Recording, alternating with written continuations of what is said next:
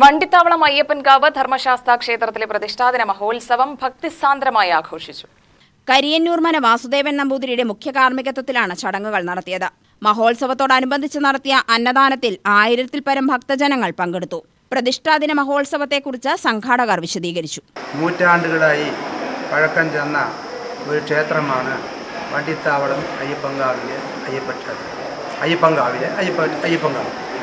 ഇത് ഇപ്പോൾ നമ്മൾ പുതുക്കി പണിത് കുംഭാഭിഷേകം കഴിഞ്ഞ് ഇത് 17ാമത്തെ വർഷമാണ് കുംഭാഭിഷേകം പ്രതിഷ്ഠാദിനമായിട്ട് ആചരിച്ച് വരുന്നത്.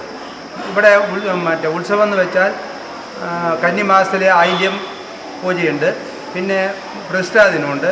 അതുമാതിരി തന്നെ ഡിസംബർ മാസങ്ങളിൽ അയ്യപ്പൻ വിളക്ക് വളരെ ഗംഭീരമായി 5 ദിവസം ആഘോഷിക്കുന്നതാണ്. അങ്ങനെ എല്ലാ വാദ്യങ്ങളും എല്ലാതോടും കൂടി. പിന്നെ അതുമാതിരി തന്നെ വൃശ്ചികം 1 മുതൽ മകരവിളക്ക് വരെ എല്ലാ ദിവസവും ഉച്ചയ്ക്ക് അന്നദാനം ഉണ്ടായിരിക്കുന്നതാണ്. അതുമാതിരി തന്നെ എല്ലാ മലയാള മാസവും 1-ാം തീയതിയും പ്രസാദ വോട്ട് നടന്നു വരുന്നത് സദ്യയോടുകൂടി നടന്നു വരുന്നതാണ്. പിന്നെ ഇതിനും പ്രസാദ വോട്ട് ഉണ്ടായിരിക്കുന്നത്.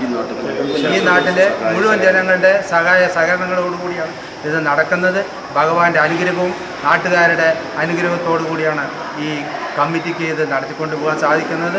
മേലും എല്ലാവരുടെയും അനുഗ്രഹവും ഭഗവാന്റെ അനുഗ്രഹവും ഉണ്ടാകണമെന്നും മാത്രം. UTV news Palakkad.